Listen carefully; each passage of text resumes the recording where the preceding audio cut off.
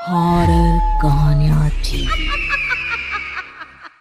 अगली मौत किसकी? संजीव अपने दोस्तों राघव और प्रतीक के साथ बियर बार में बैठकर बियर पी रहा था। संजीव आज बहुत खुश लग रहा था। अरे यार, आज की पार्टी में तो मजा आ गया।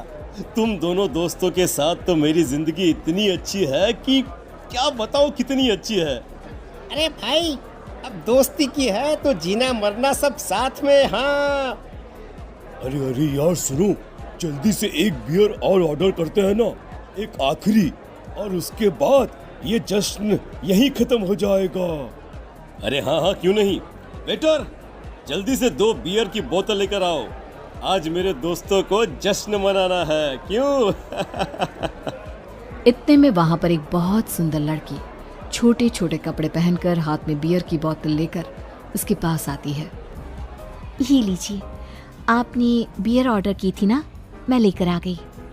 क्या बात है यार, इस बार की वेटर तो बड़ी सुंदर है। अब बियर लेकर आई हो तो अपने हाथों से ही पिला दो ना। हाँ, क्यों नहीं, जैसा आप बोलोगे मैं वैसा ही करूँगी। क्या बात है यार, अब तो लगता है रोज यहीं आना पड़ेगा। उसके बाद वो लड़की उन तीनों को बियर सर्व कर देती है। पार्टी करने के बाद वो तीनों अपने अपने घर जाते हैं। प्रतीक, संजीव और राघव को उनके घर छोड़कर जैसे ही अकेला अपनी कार में आकर बैठता है तो अचानक उसे एहसास होता है जैसे उसकी कार की पीछे वाली सीट पर कोई बैठा हुआ है। वो तुरंत पीछे मुड़कर देखता है। तुम यहाँ क्या कर रही हो? और तुम मेरी कार में कब आई? अरे तुम तो बार में वेटर थी ना।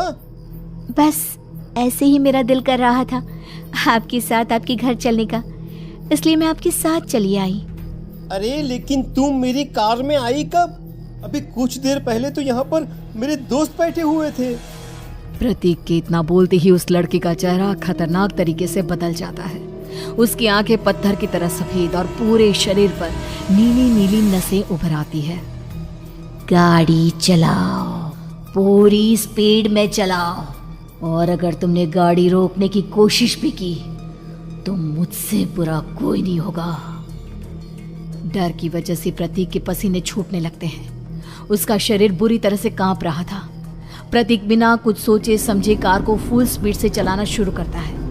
चलते चलते वो शहर से दूर एक पहाड़ी पर पहुंच जाता है और सामने अब सिर्फ पहाड़ी का किनारा दिख रहा है, जिसे देख प्रतीक घबराकर अचानक से कार को ब्रेक लगाता है। देखो, मुझे छोड़ दो मुझे। अगर मैंने गाड़ी जरा सी भी आगे बढ़ाई तो हम दोनों नीचे गिरकर मर जाएंगे। ये तो तुम्हें पहले सोचना चाहिए था ना। अब कुछ नहीं हो सकता।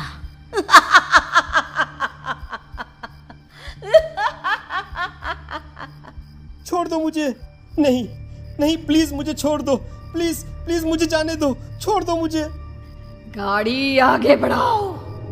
और तभी अचानक से बिना प्रतीक के स्टार्ट किए उनकी कार आगे बढ़ती है और गहरी खाई में गिर जाती है।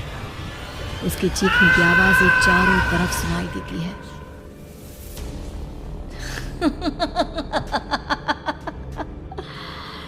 तुझे मारकर मेरे कलेजे में जल रही आग को थोड़ी शांति तो मिल गई, लेकिन अभी ये कहानी खत्म नहीं हुई। और फिर अगले दिन राघव और संजीव को पता चलता है कि प्रतीक की पहाड़ी से नीचे गिरकर मौत हो गई। अरे कल रात की तो बात है यार, हम सब बैठकर पार्टी कर रहे थे, लेकिन मेरी एक बात समझ में नहीं आ रही। राघव शहर से इतना बाहर उस पहाड़ी पर इतनी रात को क्या करने गया था? अरे यार, वही सोचकर तो मैं भी परेशान हूँ। हम दोनों को छोड़ने के बाद तो वो सीधा अपने घर जाने वाला था, और वो आत्महत्या क्यों करेगा भाई? कल रात तक वो कितना खुश था, हमारे साथ सेलिब्रेट कर रहा था। हाँ, लेकिन पुलिस ने तो यही कहा है कि प्रतीक ने अपनी कार को जानबूझकर पहाड़ी से नीचे गिरा दिया और आत्महत्या कर ली। अरे यार, संजीव, मेरी तो कुछ भी समझ में नहीं आ रहा है। चल ठीक है, अब मैं अपने घर जाता हूँ। Okay, bye. राघव अपने घर में अकेला था। दोपहर का वक्त था। तभी दरवाजे की घंटी बजी। कौन है? अरे 1 मिनट रुको, अभी आता हूँ। राघव ने जैसे ही दरवाजा खोला, उसने देखा कि सामने एक बहुत खूबसूरत लड़की खड़ी हुई है। कौन है आप और यहाँ किससे मिलने आई हैं? देखिए ना, बाहर बारिश शुरू हो गई थी, मेरी गाड़ी खराब हो गई है। आपका घर नजर आया तो सोचा कुछ हेल्प ले लेती हूँ। क्यों नहीं, आइए ना, आइए आइए। मेरे कपड़े पूरे भीग चुके हैं, क्या आपके पास टॉवल मिलेगा प्लीज? राघव अपने बाथरूम से एक टॉवल लाकर उस लड़की को देता है। थैंक यू सो मच, अब मैं चलती हूँ। अरे इतनी क्या जल्दी है? आप चाहे तो बारिश रुकने तक यहाँ पर रुक सकती हैं। हाँ। लड़की ने पलटकर राघव की तरफ देखा। नहीं, मुझे जाना होगा, मेरा काम बाकी है। और वो वहां से चली गई। उस लड़की के जाने के बाद राघव अपने बाथरूम में नहाने के लिए गया और जैसे ही उसने बाथरूम में देखा तो उसका टॉवल वहीं पर लटका हुआ था। उसने टॉवल हाथ में लिया तो देखा कि उसका पूरा टॉवल खून के धब्बों से सना हुआ है। अरे अरे ये क्या?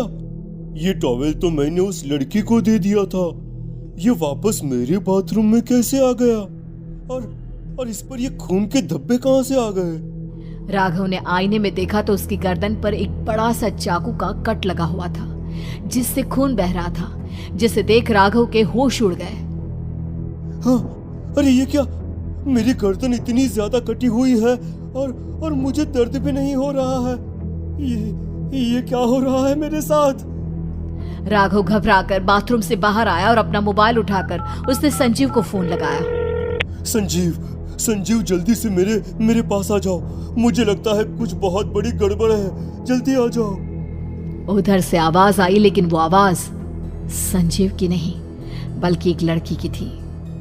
कुछ अजीब नहीं हुआ है, बस तुम्हारी मौत तुमसे मिलने आई थी और तुम्हें मारकर चली गई। अब तुम इस दुनिया का हिस्सा नहीं हो राघव, इसलिए तुम्हें अपनी गर्दन के कटने का दर्द भी महसूस नहीं हो रहा। नहीं, ऐसा नहीं हो सकता, ऐसा नहीं हो सकता। कौन हो तुम? तुम्हारी मौत। अब संजीव के पास खबर पहुंचती है कि राघव ने अपने ही घर में चाकू से गर्दन काटकर आत्महत्या कर ली। ये सुनने के बाद संजीव के होश उड़ गए। वो पसीने से तरबतर हो गया और एक अनजाना डर अब उसके दिल को सताने लगा। संजीव के साथ ही उसका एक छोटा भाई राजीव भी रहा करता था। अपने भाई को इस तरह परेशान देखकर राजीव उसके पास आया। अरे भैया, क्या हुआ भैया?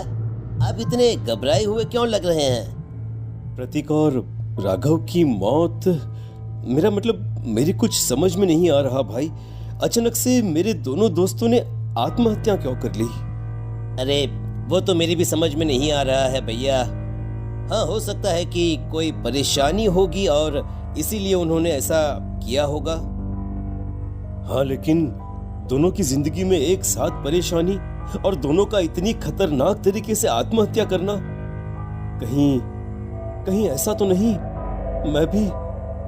मैं भी मर जाऊंगा? अरे आप ऐसी बातें क्यों कर रहे हैं भैया? वैसे ही मैं इतना परेशान हूँ। जब से अंजलि ने मेरा साथ छोड़ा है तब से सब कुछ बहुत अजीब सा हो गया है। रोज रात को डरावने सपने आते हैं। ऐसा लगता है जैसे अंजलि बार बार मेरे सपनों में आकर मुझे डराने की कोशिश करती है।